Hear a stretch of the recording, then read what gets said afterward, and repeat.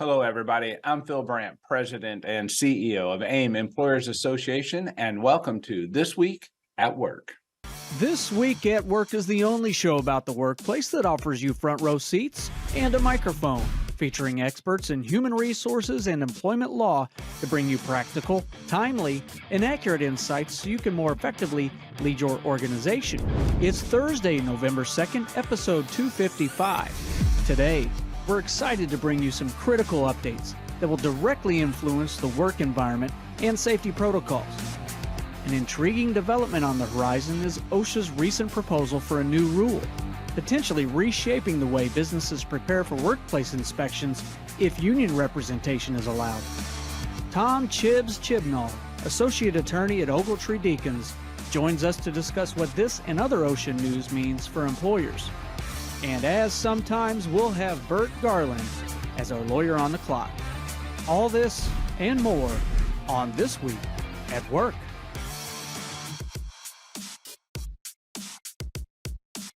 All right. Good morning. Welcome back, everyone. Bert, I'm not sure what that meant. And sometimes we have Bert Garland on the show. I mean, you're on the program about, 95, 98% of the time, if not more. You even cover me when I have technology problems. So yeah. I'm not sure where producer Nick's going with that, but I think you owe him one. Yeah, I'll get even with him one day. Yeah, it all comes back around, producer Nick. Anyway, Phil, I got Phil, question for you. How'd the Florida Wayfinder event go? Oh, great question. It was a lot of fun. First of all, the weather is so much better. We got off the plane and it was freezing when we got back here. But the event went great. The highlight speaker for me was Ryan Collier. Ryan is an expert with ChatGPT and other technologies. He was the founder of Applicant Pro, which is the base technology for our AimTrack system. And he has spoke for us a couple of times now. And if anyone out there is not using ChatGPT and it's not a part of your daily routine, you're missing an opportunity to gain efficiency. That's all I can tell you. There's great ways to use it, safe ways to use it.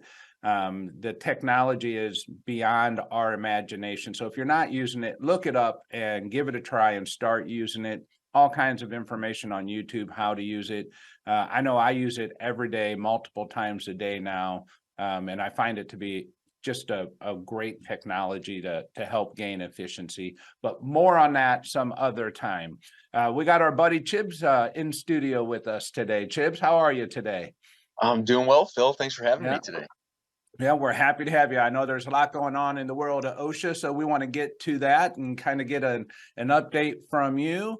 And then Bert and I have a busy day as well. After this, we're running a program, Bert. We got, I think, maybe almost 100 people now signed up for the program as it relates to the Paid Leave Act in Illinois. And we're going to review that and have Q&A for about an hour and a half. There's still time to register if you're looking to do so. Just go to the AIM website and register for that. But you'll have us together for about an hour and a half taking and answering all questions related to the Illinois Paid Leave Act for all workers. I don't know. I think they call it a P-Law. Yeah. Paid Leave for All Workers Act. That's it. That's why, Bert, you're the main guy. All right. I'm just going to be there to help facilitate things.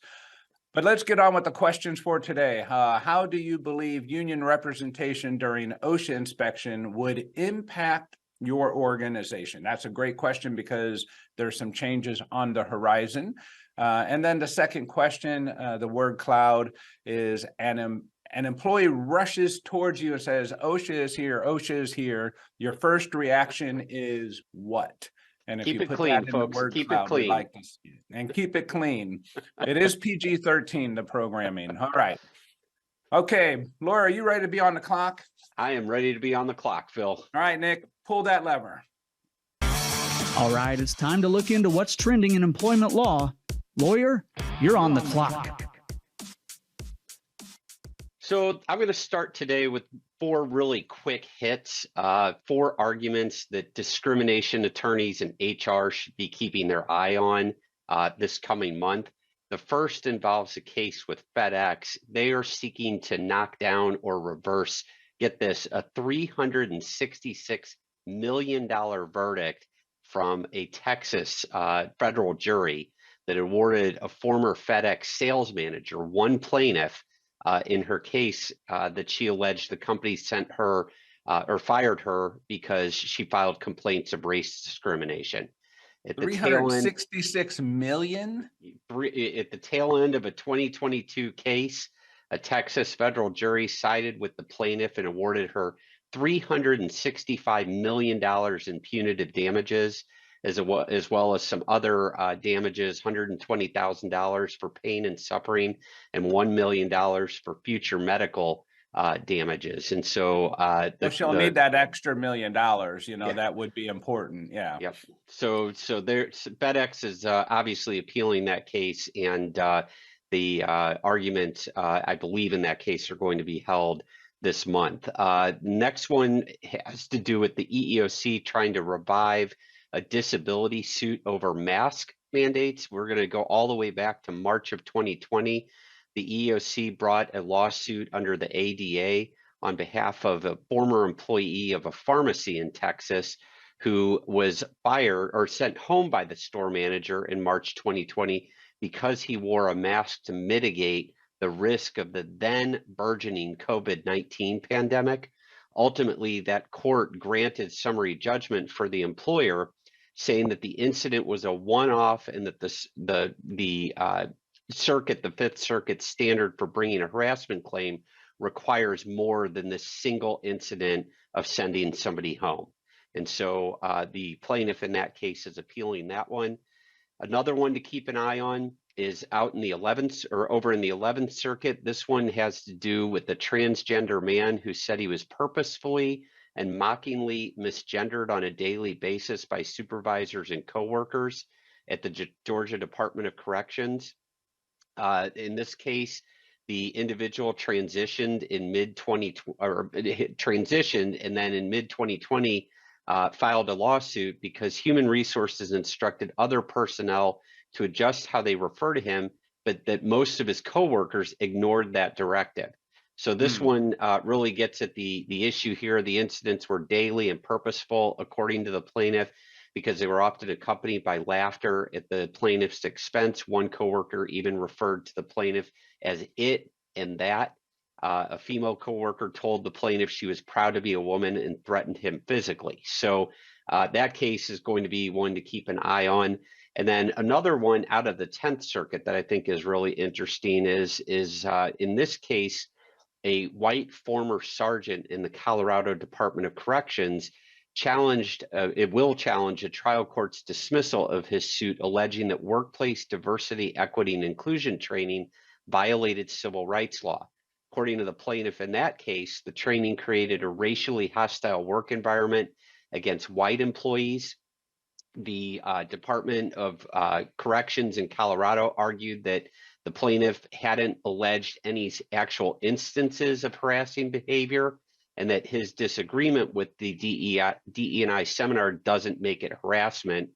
The plaintiff in that case responds by saying after he attended the training, he sensed that the colleagues viewed him as racist due to his status as a Caucasian individual. So just a slew of cases to kind of keep your eye on this month that are important in the area of labor and employment law, as we all try to figure out as labor and employment lawyers and as HR what the boundaries are of these very, very hot issues.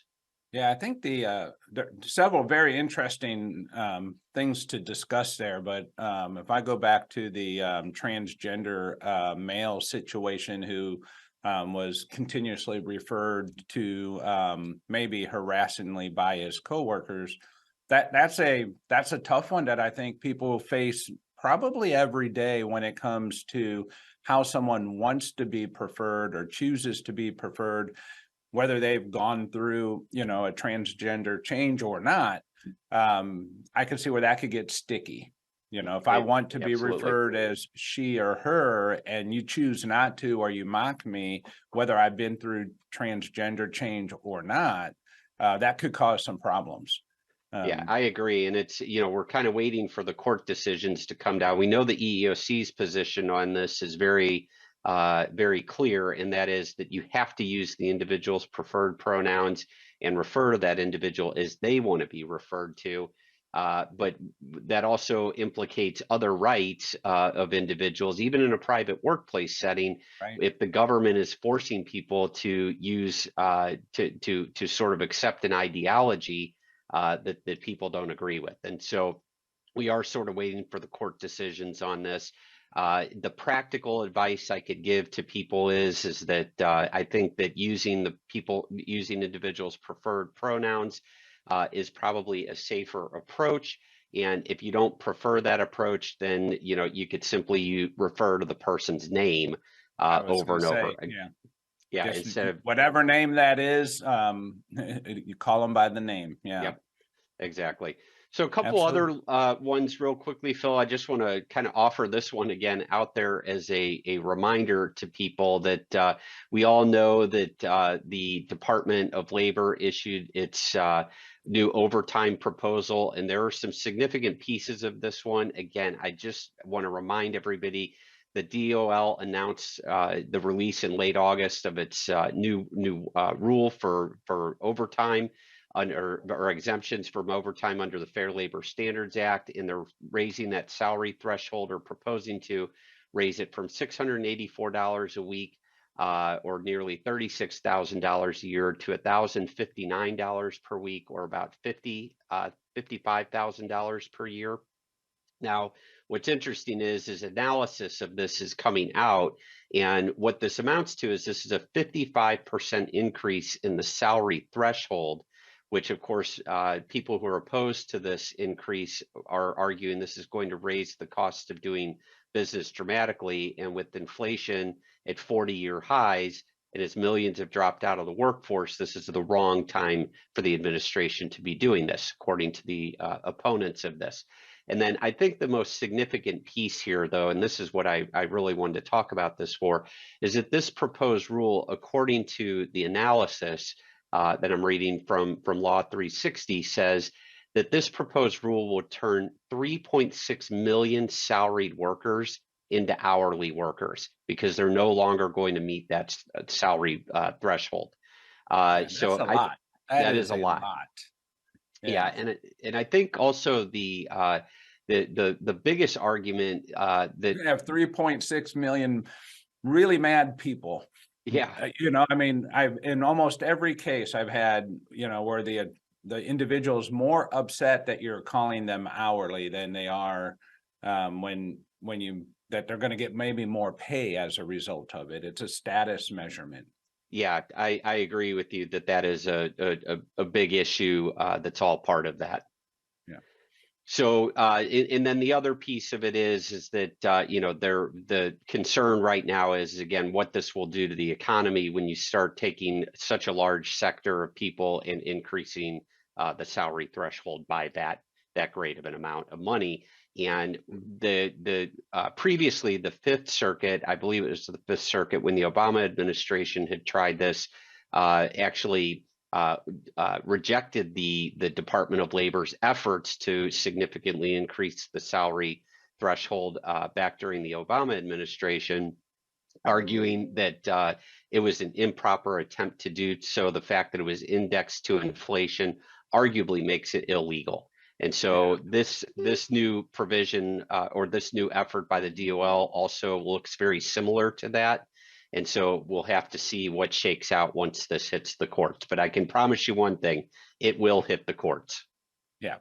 All right. Well, that's a promise from the great Bert Garland. All right. Thank you, Bert. Appreciate that. Anything else on the docket today? I think that's enough, Phil. That is a lot. And that gets us to our buddy Chibs. Tom, how you been? I've been well, Phil. Thanks for asking me. Thanks for having me. It's been a while. I'm glad to be back. Yeah, it's been a little while, and there's some developments taking place in the wonderful world of OSHA. I know you spend a lot of your time defending organizations and your clients and some of our members in that space when they have problems. So why don't you give us an overview of what's going on? Yeah, Phil, it's been a busy couple months, and I tell you, most recently, it's been a busy couple weeks. A couple things I wanted to talk about today were some of these newer developments. One is, a couple months ago, OSHA released a proposed rule, and granted, it's still got to go through the formal rulemaking process, and I think there's going to be some significant hurdles there. But there's a proposed rule on the table that essentially expands the ability for third parties to participate in OSHA inspections. Now, if you've ever gone through an OSHA inspection, one thing you know is you don't really get any notice of it. They just show up, the compliance officer waves his badge or her badge, and you know, you got to make that determination. Well, are they coming in or are they not? They need a warrant. But now, under this new proposal, they've changed the definition of who can be a participant in that. Usually it had to be an employee of the employer, a designated employee who was going to represent all the employers or all the employees there. Now it is essentially any third party.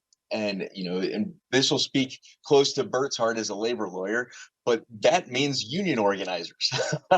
And if you've ever gone through a union organization Third campaign, party is code for union organizer. it's a code for union orders. It can be code for anything you want, but I can tell you in most of these spaces in which OSHA, you know, OSHA's inspecting, typically a manufacturing facility or a, you know, a distribution center, you're going to have a segment of that workforce that's probably interested in having an organized workforce. So now organizers have an ability to come in, or may have that ability depending on where this rule goes. That also extends to, you know, whether they bring in a third-party safety engineer or a third-party, you know, consultant. They want to come in and walk with OSHA and point out every single flaw that they see in that inspection. That opens up a whole can of worms. Could that be a third-party lawyer? It could. So, for instance, you got a workers' comp issue. You know, the designated employee representative might be a plaintiff's lawyer or a work comp lawyer, and that is a can of worms that we don't want to open. It's already hard enough to deal with that. Hey, Tom, while you're on this topic, let's take a look at our first slide here and see what you think about the results. Remember, the question was, how much do you believe union representation during OSHA inspections would impact your organization? And it looks to be a pretty good split between a lot or not at all.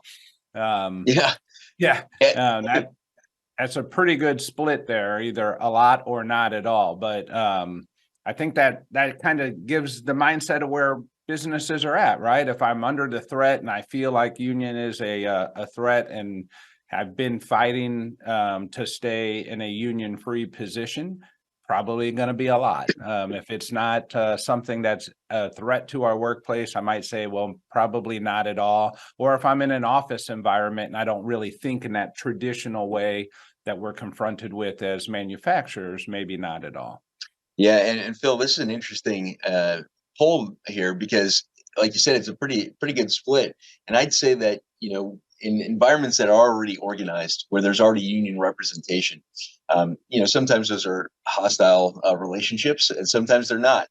So I've been in situations where there's no effect on it. In fact, the union works pretty cooperatively with the employer, and other situations where it's very opposite. In a situation under this new proposed rule, I think it's going to have a lot more influence on those inspections, because you're going to have parties who have an interest in organizing or have an interest in getting something from those employees that they're not already getting. So there's going to be more of an incentive there to push the envelope with the inspector. And I mean, this all comes down to whether the inspector allows it to happen. That's the sort of the rub and the wrinkle in this. It's all discretionary, which is why I think we're going to have some litigation over this rule if it ever goes into effect. And it's still in that comment period now. But this is one of those items that's certainly on the forefront of a safety lawyer's minds, because it's going to add a cook to the kitchen that's already crowded. Yeah, that's a good way of saying it. Okay, Tom, what else we have? Well, you know, another sort of scary development, and I say that sort of you know, ironically here, is that on Halloween, the National Labor Relations Board and OSHA issued a memo of understanding, basically saying, hey, we're going to work together now. And that's not to say they didn't before, but there's a real concerted effort here to do so. And particularly this applies to investigations that are going into whistleblower claims. Many of you may not be aware, but OSHA has jurisdiction to investigate whistleblower claims under a variety of statutes that aren't OSHA. So, for instance, Sarbanes-Oxley or the Clean Air Act, or if you're in a nuclear plant, the Energy Reorganization Act, or if you're an over-the-road trucker, the Surface Transportation Assistance Act. OSHA is responsible for investigating those. And now what the NLRB and OSHA are doing is saying, we're going to share information. If I'm investigating a whistleblower claim and I think there's an unfair labor practice, the OSHA investigator is going to refer them to the NLRB. And vice versa. If the NLRB is investigating an unfair labor practice and they see a safety violation or maybe a whistleblower issue, they're going to refer them to OSHA. And there's going to be some sharing of information. And that also includes information that employers provide during those processes. So if you're in an inspection or an investigation and you provide information, there's now a chance, a pretty good chance, that the NLRB might get that information and it might be shared with them. Again, the NLRB and OSHA, they're trying to come together here under the purpose of protecting workers' rights, but really this is going to put a real sort of handcuffs on employers, and it's going to make us very careful about what we're providing to OSHA, knowing that might be relayed to another agency. So that's another unique development that, like I said, scary. It came out on Halloween, right? How long that is scary for a Halloween development. How long do you think it will be before one agency or the other is like, stop sending me things? I have enough work to do. I don't need more work in OSHA because of the NLRB or in the EEOC because of the NLRB, whatever it might be. Sooner or later, one of these agencies is going to point at the other going, you're causing me more work. That's right. And I can tell you, Phil, the OSHA investigators that I talk to, they're already overworked. That's my point. That's my point. Yeah. Yeah. And it wouldn't be surprised if they sort of say uncle at some point. Or the alternative, which may be scarier, is that the government's going to have to hire more investigators. That could be it too. But yeah, there's the intentions might be to make things safer, make things more just, but there's a practical side of this that I'm not sure is going to be able to be carried out very efficiently. Yeah. Well, one thing we know for sure is that we'll be sharing the information. It creates more risk, and we need to be more careful about what we're doing and what we're saying when we are in these environments. And the right person to give a call in that is you, Tom. You're going to help guide them through that, because it does become, troubled waters to navigate through. So that's right. It gets to be a little tricky more and more every day. What else you got, Tom? So along that sort of oversharing line, this is a rule, an OSHA rule that's going into effect on January 1. So for all the listeners out there, keep this in mind, but the record keeping rule is changing slightly. You may all be aware that every year you have to submit your 300A logs. If you're basically an employer who has 20 or more employees, you have to submit your 300A logs to OSHA electronically. And we might ask, well, what's a 300A log? That is a summary of all the workplace injury and illnesses that occurred for the year. And OSHA uses that information to sort of target areas of industry or target types of injuries as part of their inspections. This is where we get information to form national emphasis programs or local emphasis programs, like you might see a forklift emphasis program, based on the fact that there were a lot of forklifts type injuries that occurred that were reported on these logs. Now, under the Biden administration, they've sort of resurrected an old Obama rule. And that Obama rule was essentially, we want you to provide more than just the 300A. We want your 300s, which itemize and list every recorded injury or illness that you have. And it gives a little narrative about each one, and the 301 forms. And the 301 forms are called the incident forms. And so for each injury that you have that is recorded, you have to fill out a 301 form, which identifies the person, type of injury, what happened, and it gives a lot more detail. Now, for certain employers, they're going to have to provide all three of those. Not every employer, but certain employers. And these are all identified in the rule by appendices. So Appendix A says these are the people who have to submit their 300A log. The problem is Appendix A is basically everyone. So It's kind of a catch-all. But for your 300 and 301 forms, that's going to be covered by the people in Appendix B. And Appendix B is much more narrow. It sort of carved out the big industries. So construction, healthcare, certain types of manufacturing, utilities. So some of the bigger some of the bigger corporations, and oftentimes the areas where we're having a lot more exposure to safety issues, those are companies that are going to be carved out. So they're not going to be a part of that. But we So have they're going to be exempt from doing that. That's Okay. right.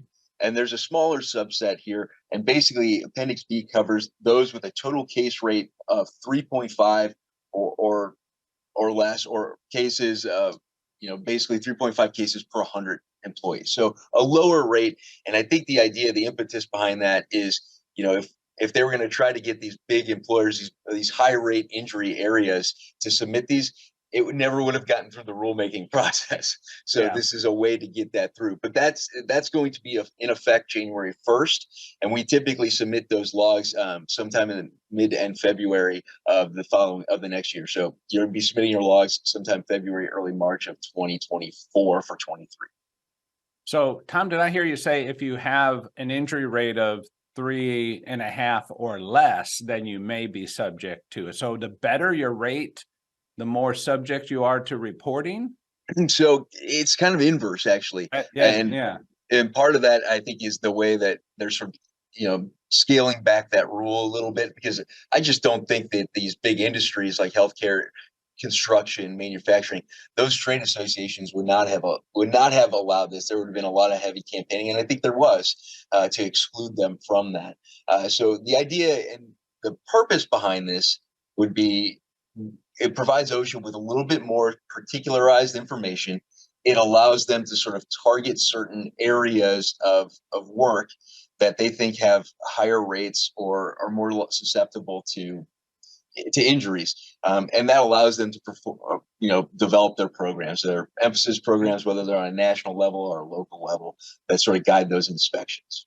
All right. And the last question, Tom, is where would I find out? I know you kind of pointed to it, but does Ogletree have a resource, or is there a place that's easy for me to go to determine, am I subject to reporting this in January or not?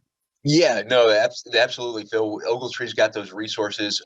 You can find it easily on the OSHA's website. Under their website, you can even search up, 300 record keeping rule, and you'll be able to find this and get the appendices out.